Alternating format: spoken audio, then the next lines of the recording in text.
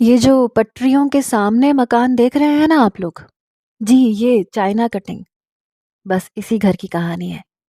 قمر صاحب کی بیوہ رہتی ہے اس ایک منزلہ گھر میں اپنی 2 بیٹیوں اور 1 بیٹے کے ساتھ۔ بیٹا یعنی مصدق میاں اوپر والے پورشن میں اپنی بیوی کے ساتھ مقیم ہے، یعنی بیوی کو پیارے ہیں، اور نیچے قمر صاحب کی بیوہ شمع اور بیٹیاں سارہ اور حسنہ رہتی ہیں۔ شمع کی قسمت میں کوئی امید کی شمع نہیں ہے، یہی شمع کا رونا ہے۔ وہ ایک بیوٹیشن بھی ہے مگر ماہر نہیں ہے۔ سارہ ایک کمپنی میں جاب کرتی ہے۔ 24 سال کی عمر میں وہ اپنی ماں کے گھر چلانے میں بھرپور مدد کرتی ہے، مگر جتانا کبھی نہیں بھولتی۔ حسنہ کو صرف حسن نکھارنے کا شوق ہے، شاید نام کا اثر ہے۔ عمر 22 سال، 2 دفعہ BA کی سپلی لگا چکی ہے لیکن نتیجہ 0۔ مگر اس بار حسنہ کو پوری امید ہے کہ 4 میں سے 3 ہی رکیں گے، ایک تو نکل ہی جانا ہے۔ نکڑ کی کمیونیکیشن کی شاپ پر کھڑی حسنہ دوپٹے کی گرہ کھولنے میں مصروف تھی۔ باجی پہلے کام بتا دو، دوپٹے سے بعد میں جنگ کرنا۔ دکان پر کھڑا چھوٹی عمر کا لڑکا چڑ گیا تھا۔ وہ کافی دیر سے پلو میں بندھے پیسے کھولنے کی کوشش کر رہی تھی، مگر گرہ بہت ہی کس کے ماری تھی، اب کھلنے کا نام ہی نہیں لے رہی تھی۔ صبر نہیں آ رہا کیا؟ پیسے نکال لوں پھر نمبر لکھواتی ہوں۔ حسنہ نے دانتوں سے گرہ کو کھینچا، بالآخر وہ کھل ہی گئی۔ لو پکڑو، 50 کا نوٹ کاؤنٹر پہ پٹخا، جلدی سے بیلنس بھیجو۔ نمبر بتا کر وہ تیزی سے گھر کی طرف بڑھی۔ اگر اماں کو پتہ چلتا کہ وہ دکان پہ گئی تھی تو اس کو جوتیاں پڑنی تھی۔ نالیاں پھلانگ پھلانگ کر ابھی آدھی گلی ہی پہنچی تھی کہ ایک بائک والا تیزی سے اس کے برابر سے گزرا۔ گندے پانی کے چھینٹے اس کے کپڑوں پہ آ گئے۔ ہائے ستیہ ناز جائے تیرا کمبخت منحوس آدمی! حسنہ کا غصے سے برا حال ہو گیا۔ وہ گھر پہنچی تو اماں ابھی تک واپس نہیں آئی تھی۔ وہ پڑوس والی سروری باجی کا فیشل کرنے گئی ہوئی تھی۔ سارا دفتر گئی ہوئی تھی۔ بھابھی کو سیڑھیاں اترنے کی توفیق نہیں ہوئی تھی کبھی۔ وہ آرام سے کپڑے صاف کر کے فون لے کے بیٹھ گئی۔ فون پر شہلا کی مسڈ کالز دیکھ کر اس نے شہلا کو مس کال دی۔ شہلا کا فوراً فون آ گیا۔ کہاں مر گئی تھی حسنہ، کب سے فون ملا رہی ہوں؟ شہلا کے تیور بگڑے ہوئے تھے۔ بیلنس ڈلوانے گئی تھی نا؟ حسنہ نے بھی چلا کے جواب دیا۔ پھر ڈر کے اوپر کی طرف دیکھا کہ اگر بھابھی کو آواز جاتی تو وہ فوراً بھائی کو بتا دیتی، پھر حسنہ کو ذلیل ہونے سے کوئی نہیں بچا سکتا تھا۔ رزلٹ چیک کیا؟ شہلا سیدھا مدے پہ آ گئی۔ نہیں کیا نا ابھی، نٹ کیسے چلتا، بیلنس نہیں تھا اتنا۔ اب کہ حسنہ دھیرے دھیرے چیخ رہی تھی۔ اچھا میرا بھی کرنا، شہلا نے مطلب کی بات کی۔ ہاں ہاں تو دعا کر اس سال پاس ہو جاؤں میں۔ خالہ نے اماں کو صاف کہہ دیا ہے، وہ فراز کے لیے پڑھی لکھی بہو چاہتی ہیں۔ حسنہ کا دل فراز میں اٹکا تھا۔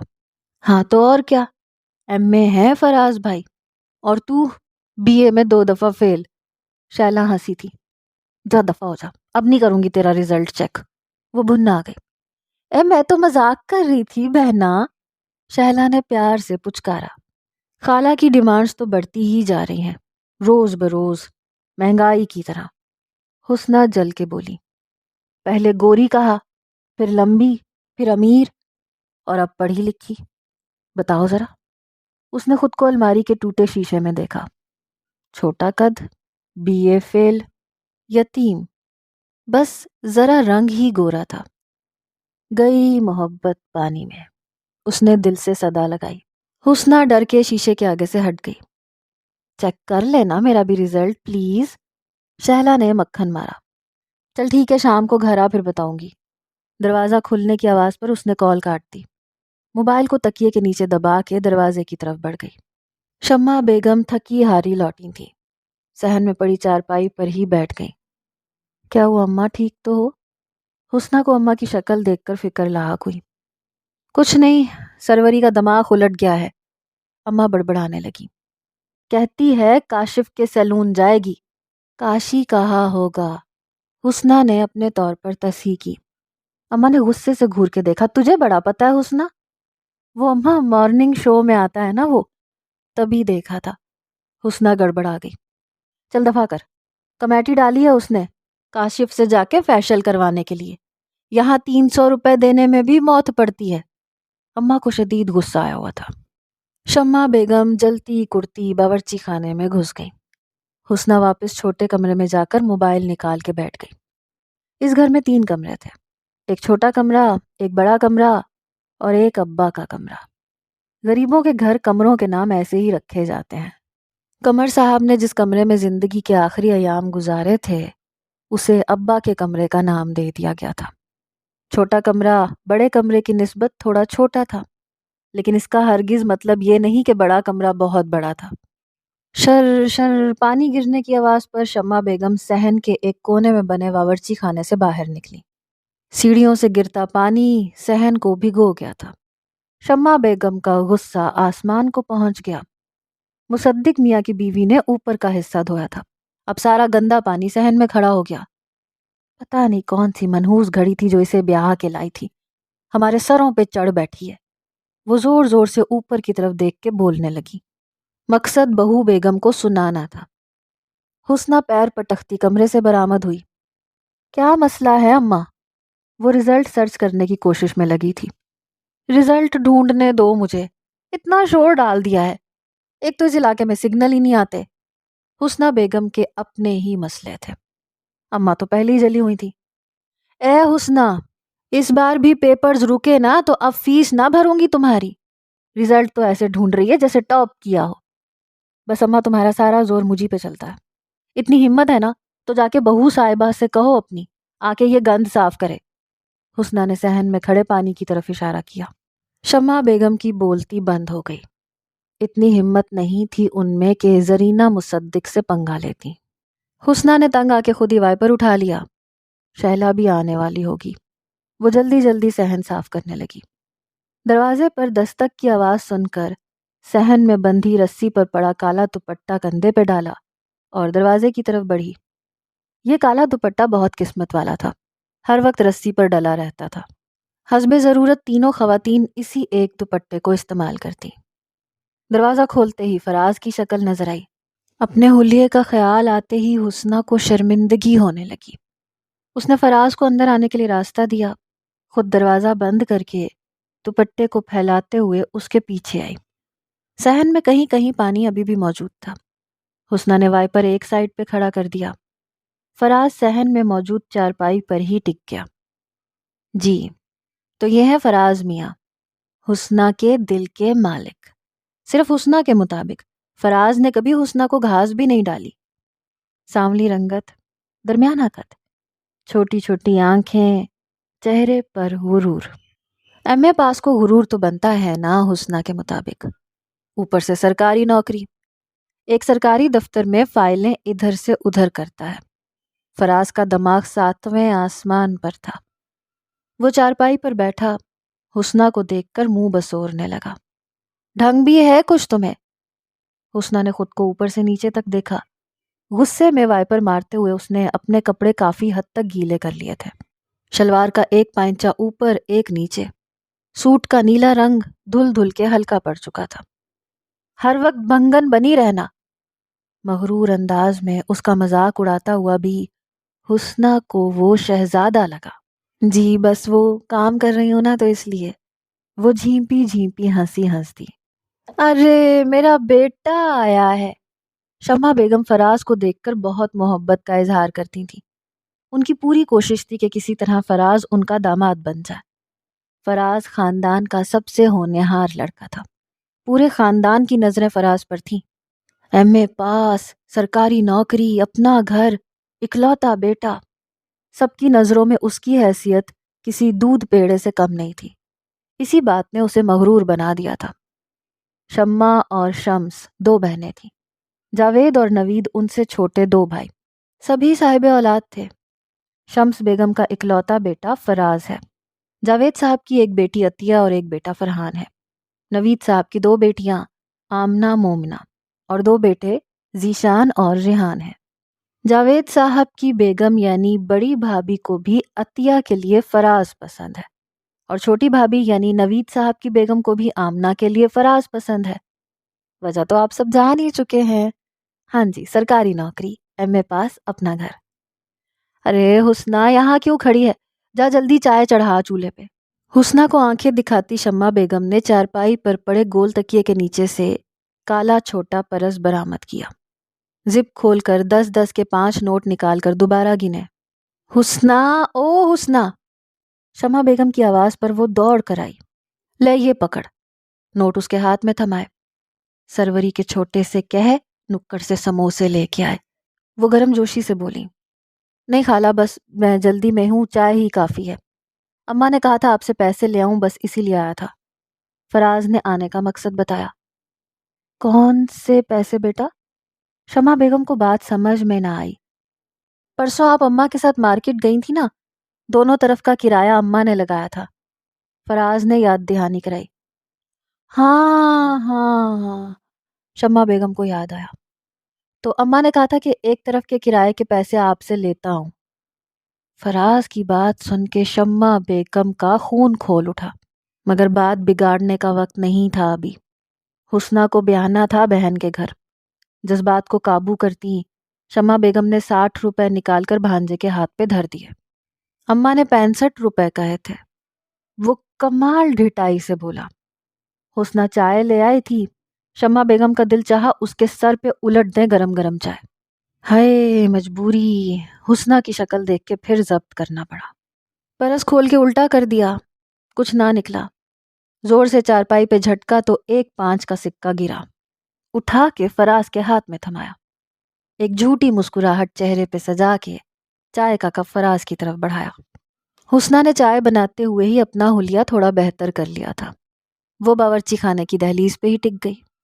فراز کسی مغرور شہزادے کی طرح چارپائی پہ ٹانگ جمائے بیٹھا چائے پی رہا تھا۔ حسنہ کا دل بری طرح دھڑک رہا تھا۔ فراز کے جاتے ہی شمع بیگم پھٹ پڑی۔ آپا کو ذرا شرم نہیں ہے، حد ہے، منہ اٹھا کے بیٹے کو بھیج دیا 65 روپے کے لیے۔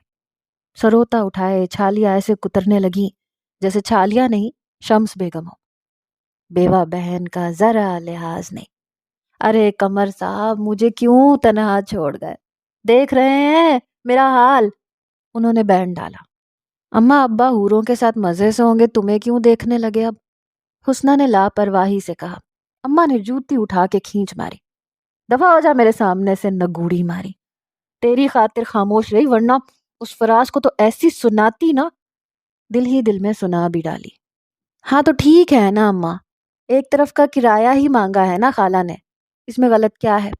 تم بھی تو مفتہ ڈھونڈتی ہو نا۔ حسنہ نے سچ بات کہہ ڈالی تھی، اسی لیے کمرے میں بھاگی۔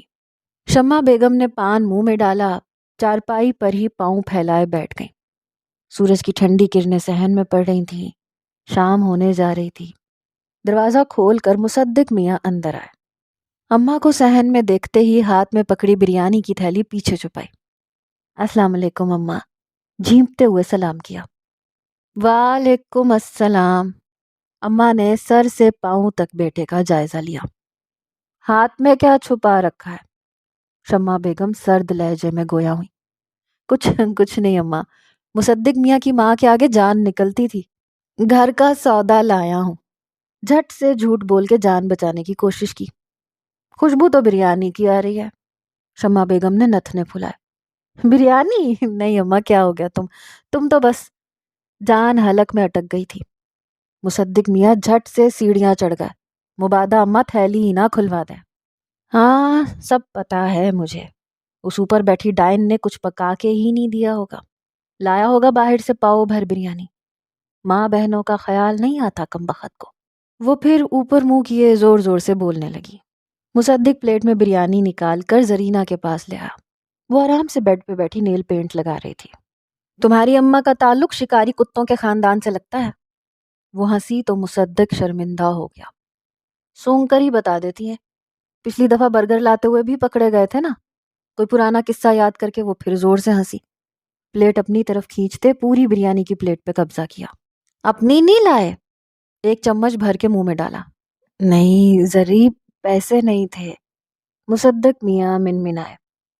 چلو کوئی نہیں، تم اماں کے پاس کھا لینا رات میں کھانا۔ نہایت بے دردی سے کہتے وہ بریانی کی پلیٹ پہ ٹوٹ پڑی۔ مصدق بیچارہ اسے دیکھتا ہی رہ گیا۔ اسے دھو بھی دینا، میرا نیل پینٹ خراب ہو جائے گا۔ خالی پلیٹ مصدق کے حوالے کرتے ہوئے بولی۔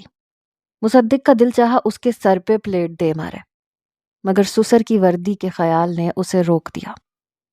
یہ ہے زرینہ مصدق، فیشن کی ماری، دیکھنے میں حسین، زبان کی تیز، جہیز میں 5 تولہ سونا لانے کا زوم۔ ابا پولیس انسپکٹر، اماں سیکٹر انچارج۔ مصدق میاں کی خاموشی تو بنتی ہے نا۔ حسنہ بریانی کے نام پر کمرے سے نکلی تھی۔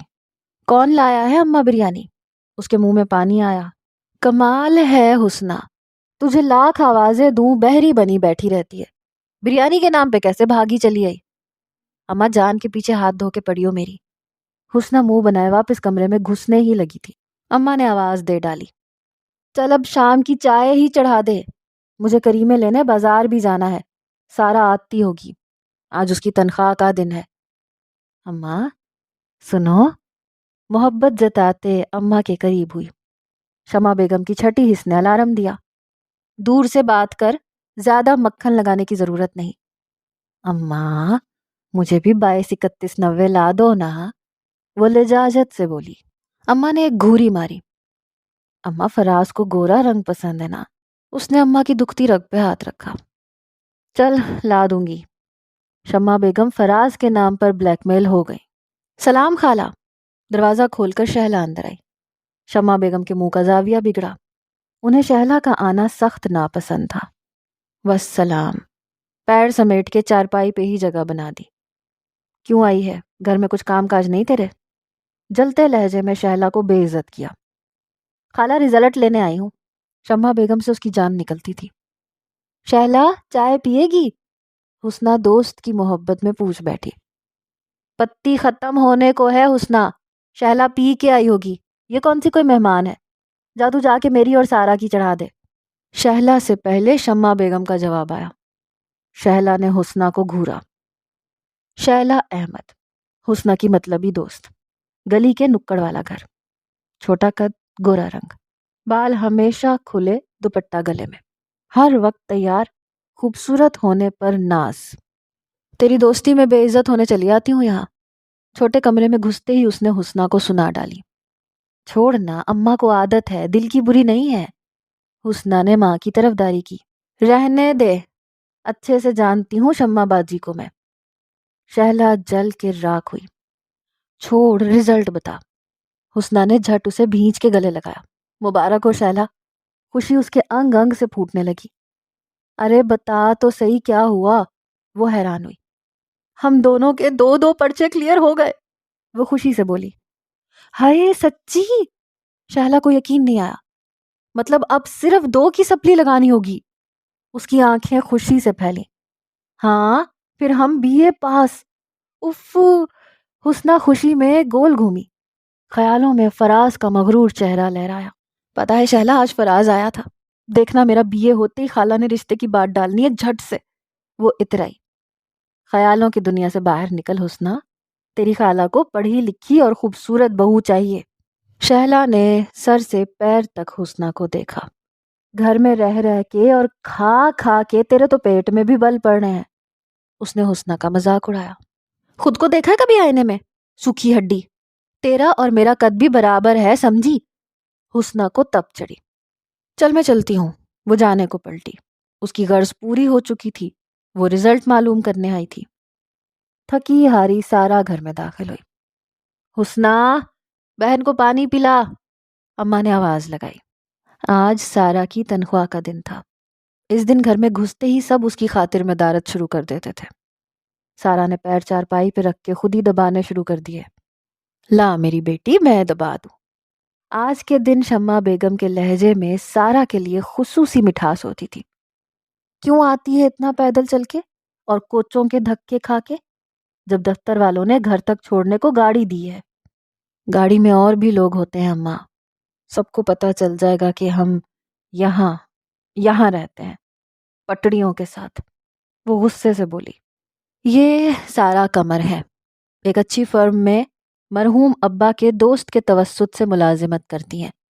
آفس سے واپسی گاڑی سے ماڈل ٹاؤن میں اتراتی ہوئی اترتی ہیں، اور گاڑی سے جاتے ہی کوچ پکڑ کر سیدھا گھر۔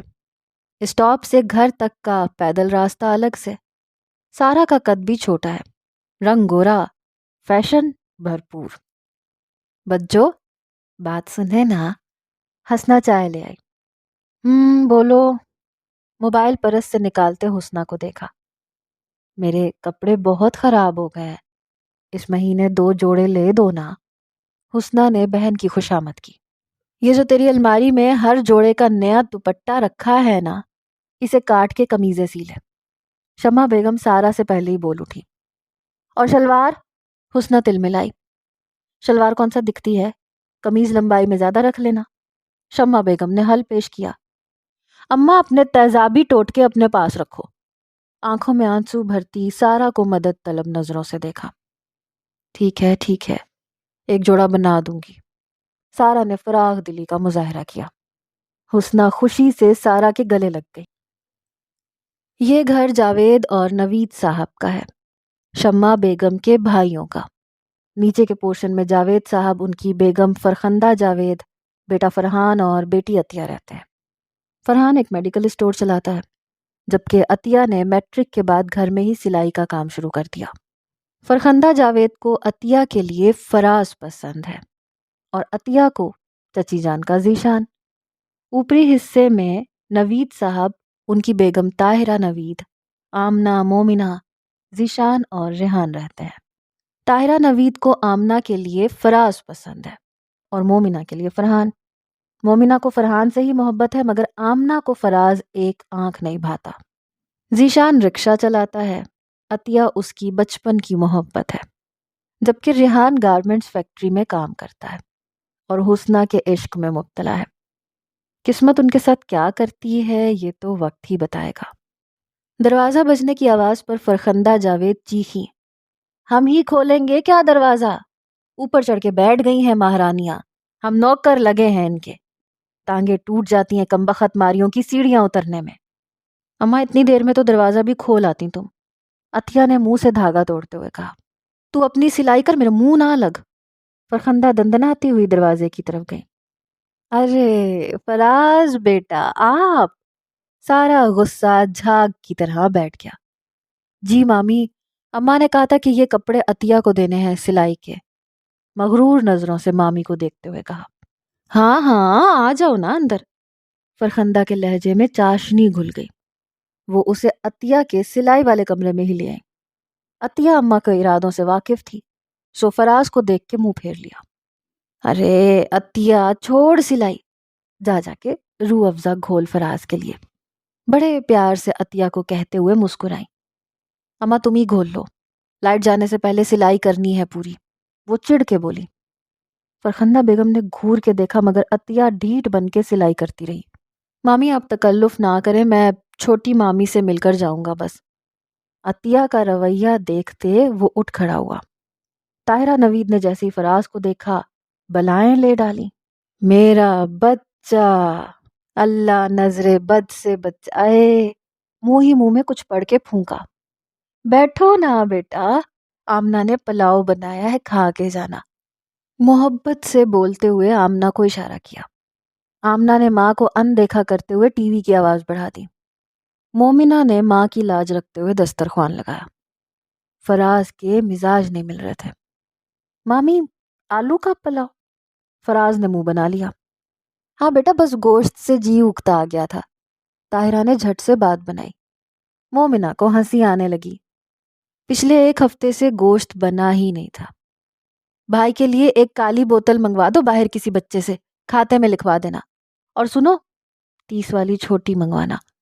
मोमिना को घूर कर कहते हुए जैसे ही फराज पर नजर पड़ी मुस्कुरा उठी। बेटा, हम लोग कम पीते हैं ना, गुर्दे खराब ना हो जाए। झींप मिटाते हुए बोलने लगी। आमना टीवी के सामने ही जमी बैठी थी। अम्मा की बात पे उसकी हंसी छूट गई। सारा, तेरी पसंद की कढ़ाई बनाई है मैंने, शम्मा बेगम पाँव दबाते हुए बोली। अम्मा, ये लो तनख्वाह, अब बस करो ये मक्खन लगाना। मुंह बनाते वो अब्बा के कमरे में चली गई। शम्मा बेगम का काम हो चुका था। सितारों से भरी शॉल अपने गिर्द लपेटती बाहर के लिए निकल गई। फैशन की करीमें खरीदना थी ना आखिर।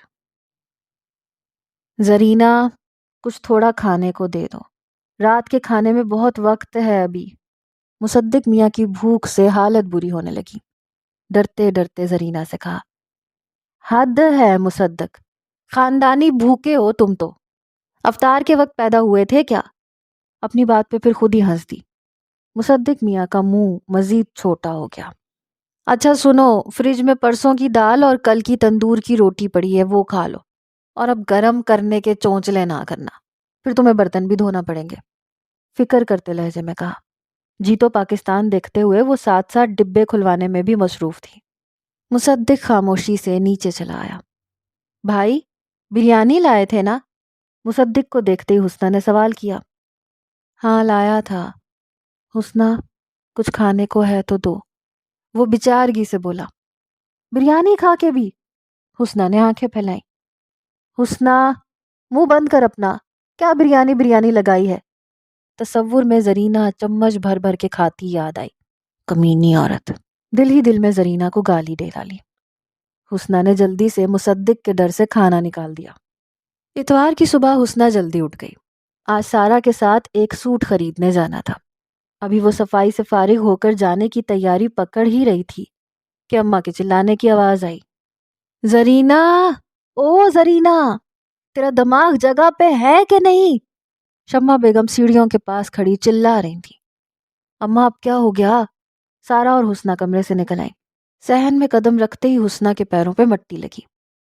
ابھی تو صفائی کی تھی، اسے سمجھ نہ آیا۔ اوپر سے زرینہ بھابی نے جھانکا۔ صفائی کی ہے میں نے، مٹی نیچے آ گئی بس۔ ایک جلا دینے والی مسکراہٹ اس کے لبوں پر پھیل گئی۔ حسنہ اور سارا تو بھائی کے ڈر سے اسے کچھ نہ کہتی، مگر شمع بیگم جہاں تک بول سکتی حسب توفیق ضرور کہہ ڈالتی۔ وہ دونوں بازار کے لیے نکلی۔ دکان پر بیٹھی حسنہ کو ہر سوٹ پسند آ جاتا۔ سارا نے کوہنی ماری، ایک ہی لینا بس 1000 والا، سمجھ گئی؟ حسنہ کا دل ٹوٹا۔ بہت مشکل سے ایک سوٹ خریدا۔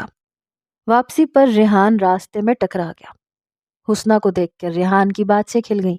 چلو آئس کریم کھلاتا ہوں۔ وہ حسنہ پر آنکھیں جمائے بولا۔ ہاں ہاں کیوں نہیں۔ حسنہ اور سارا فٹ سے راضی ہو گئی۔ ریحان گوشت لینے نکلا تھا۔ گوشت کے پیسوں سے آئس کریم خرید ڈالی۔ اماں کی جوتیاں کھانے سے کوئی نہیں بچا سکتا وہ جانتا تھا، مگر حسنہ پر تو جان بھی قربان۔ چھوٹے قد پہ، گول مٹول حسنہ کی بڑی بڑی کاجل والی آنکھیں، ریحان کا دل اسے دیکھ کر بے قابو ہو جاتا۔ ریحان، حسنہ نے بہت لاڈ سے پکارا۔ ہاں حسنہ بولو نا، ریحان نے بے قراری سے کہا۔ چنا چاٹ بھی کھلاؤ نا، وہ اٹھلائی۔ ہاں ہاں ضرور، جیب میں پڑے بل کے پیسے نکال کے گنے۔ چلو کھلاتا ہوں، فراغ دلی سے بولا۔ گوشت اور بل کے پیسے ٹھکانے لگ گئے تھے۔ اس نے خود کو اماں سے جوتیاں کھانے کو تیار کر لیا۔ گھر پہنچتے ہی حسنہ اور سارا ریحان پر ہنس دی۔ بڑی مامی کے ہاتھوں قورمہ بن رہا ہوگا بیچارے کا۔ حسنہ نے تصور میں ریحان کا قورمہ چڑھتے ہوئے دیکھا۔ سارا کی ہنسی چھوٹ گئی۔ تو نے بھی تو آئس کریم کے بعد چاٹ کی فرمائش جھاڑ دی، اپنے فراز سے کہا کرنا۔ سارا نے لفظ اپنے پہ زور دیا۔ حسنہ شرما گئی۔ اب یا کیا بتاؤں، فراز بہت ہی نا اکھڑے اکھڑے رہتے ہیں، پڑھے لکھے بھی تو بہت ہے نا۔ حسنہ کو فراز کا مغرور چہرہ یاد آیا۔ پڑھے لکھے لوگ نہیں کرتے ایسا حسنہ، جاہل کرتے ہیں۔ سارا نے مذاق اڑایا۔ حسنہ کا دل جل کے راکھ ہو گیا۔ زرینہ سیڑھیاں اترتی دکھائی دی، وہ دونوں الرٹ ہو گئی۔ کیا باتیں ہو رہی ہیں فراز کی؟ زرینہ سب سن چکی تھی۔ کچھ نہیں بھابی، حسنہ کو زرینہ سے بہت ڈر لگتا تھا، اس نے بات ختم کر دی۔ سن حسنہ، لڑکوں کو میرے جیسی لڑکیاں پسند ہوتی ہیں، کترینہ کیف جیسی۔ وہ اترائی۔ تم کھا کھا کے سانڈ ہوتی جا رہی ہو، آئینہ غور سے دیکھو ذرا۔ بالوں میں ہاتھ پھیرتے ہوئے وہ وہیں بیٹھ گئی۔ حسنہ نے خود کو دیکھا، پھر زرینہ کو۔ وہ سچ ہی کہہ رہی تھی۔ حسنہ کا وزن کوئی 65 کلو کے آس پاس ہو گیا تھا۔ کوئی ٹوٹکا کرو نا۔ آج زرینہ الگ ہی موڈ میں تھی، ورنہ سیڑھیاں اترنا اس کی شان کے خلاف تھا۔ جی بھابی کرتی ہوں۔ حسنہ باؤلی تھی، مگر سارا کو بھابی کے رویے سے اندازہ ہو گیا تھا کہ پوری کی پوری دال کالی ہے۔ اچھا حسنہ ذرا سنو، زرینہ نے پہلو بدلا۔ جی جی، حسنہ اس کی باتوں میں آ گئی۔ میرے کپڑے تو استری کر دو ذرا، مٹھاس بھرے لہجے میں کہا۔ جی کر دیتی ہوں۔ حسنہ فوراً راضی ہو گئی۔ سارا نے اسے گھورا۔ بھابھی آپ خود کیوں نہیں کر لیتی؟ سارا کو غصہ آ رہا تھا۔ میرے ہاتھوں میں درد ہے۔ زرینہ نے ہاتھ ہلایا۔ ریموٹ کا بٹن کم دبایا کرے نا، طنزیہ انداز میں کہتی وہ باورچی خانے میں گھس گئی۔ چلیں بھابھی میں کر دیتی ہوں۔ حسنہ اس کے ساتھ سیڑھیاں چڑھ گئی۔ وہ ابھی دفتر میں داخل ہوئی تھی کہ اس پر قیامت ٹوٹی۔ سارا آج ہم سب واپسی میں تمہاری طرف چلیں گے، اس کی ایک کولیگ فروا نے کہا۔ ہائے وہ کیوں؟ سارا کے گلے میں کوئی گولا سا پھنسا۔ تم نے بتایا تھا نا تمہاری موم بیوٹیشین ہے، ہم نے سوچا آج ان سے سروسز لی جائیں۔ فروا کی بات پر وہاں موجود سب خواتین نے سر ہلایا۔ ماڈل ٹاؤن سے ہم سب کے گھر زیادہ دور بھی نہیں ہے، اس لیے واپسی کا بھی کوئی مسئلہ نہیں ہے۔ شانزے نے بھی فروا کی طرفداری کی۔ نہیں نہیں جا سکتے آپ لوگ۔ سارا کی آنکھوں میں اپنا 80 گز کا گھر گھوم گیا۔ دیواروں سے چونا بھی جھڑ چکا تھا اور گلی میں 3 جگہ گندے پانی کی نالیاں کھلی ہوئی تھیں، اور شمع بیگم کا انداز، اف نہیں، اس کا دل چیخا۔ کیوں نہیں جا سکتے؟ فروا نے حیرت سے پوچھا۔ موم بہت بیزی ہیں آج کل، سوسائٹی میں ہی اتنے کسٹمرز ہیں کہ موم کو ٹائم ہی نہیں ملتا۔ بہت شان سے ایک جھوٹی مسکراہٹ اچھالی۔ اوہ چلو کوئی نہیں، حسنہ سے ہی مل لیں گے۔ شانزے نے نیا شوشہ چھوڑا۔ حسنہ، اس کے تو ایگزامز ہونے والے ہیں نا، وہ لائبریری میں ہوتی ہے گھر سے زیادہ۔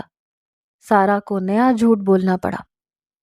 چلو کوئی نہیں، نیکسٹ ویک چلیں گے، سب نے متفق ہو کر کہا۔ سارا کی جان میں جان آئی۔ عطیہ ریل بٹن خریدنے نکلی تو گلی کے کونے پر ہی ذیشان کا رکشہ کھڑا تھا۔ ذیشان نے عطیہ کو دیکھتے ہی منہ میں بھرے پان کو سائیڈ پہ تھوکا۔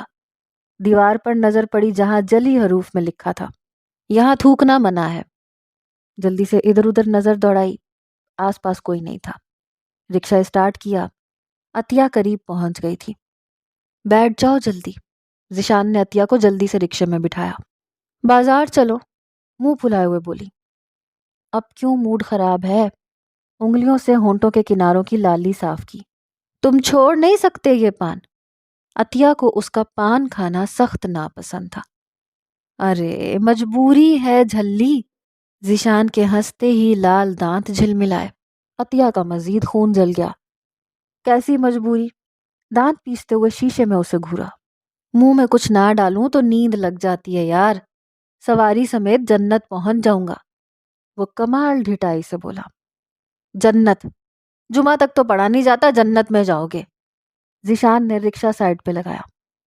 اتنا برا لگتا ہوں تو نہ آیا کرو میرے ساتھ، غصے میں عطیہ کو اترنے کا اشارہ کیا۔ عطیہ نے غصے سے اسے دیکھا۔ بازار جانا ہے، وہ غرائی۔ تو جاؤ نا پیدل، تائی اماں کو ویسے بھی میں زہر لگتا ہوں۔ پان کی پڑیا میں سے بچا ہوا آدھا پان نکال کے منہ میں ڈالا۔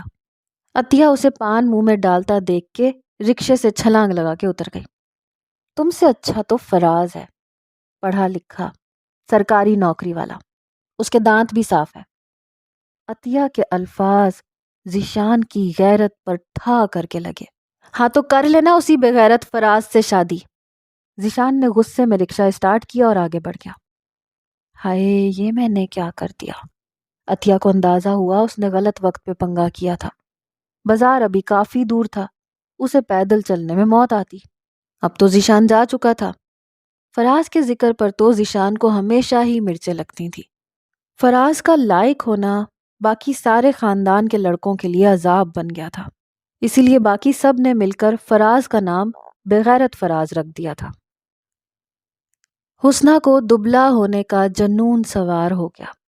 بھابھی کی باتوں نے اس کے دل میں دبلا ہونے کی خواہش پیدا کر دی۔ ہر وقت مارننگ شو لگائے دبلا ہونے کے ٹوٹکے سیکھ رہی تھی۔ حسب ضرورت 1-2 کاپی پر بھی لکھ ڈالتی۔ پچھلے 1 ہفتے سے شمع بیگم اسے دیکھ رہی تھیں مگر ابھی تک چپ تھی۔ آج ان کا صبر جواب دے گیا۔ جب 11 بجے بھی گھر گندا پڑا دیکھا اور حسنہ کاپی میں ٹوٹکے اتارنے میں مصروف نظر آئی تو شمع بیگم نے آگے بڑھ کے ٹی وی بند کر دیا۔ اماں، حسنہ چلائی، کیا مسئلہ ہے تمہارا؟ दुबला होना है ना तो झाड़ू पूंछा कर, समझी? अम्मा ने नया टोटका बताया। पेट में पैर दबा के बैठ और हर हर कोने कोने से कचरा निकाल। हर फर्नीचर के नीचे घुस घुस के पोछा मार, पेट खुद ही अंदर चला जाएगा। और कद बढ़ाना है ना तो उचक उचक के बावर्ची खाने की छत और दीवारें भी रगड़ डाल सरफ से। शमा बेगम ने अपने तई बहुत काम की बात बताई। अम्मा 1000 बार कहा है अपने तेजाबी टोटके मुझे ना दिया करो तुम। वो झंझला के उठ खड़ी हुई। कॉपी में कोई 7-8 टोटके तो उसने बाजी रशीदा के लिख लिए थे। अब अमल करने की बारी थी।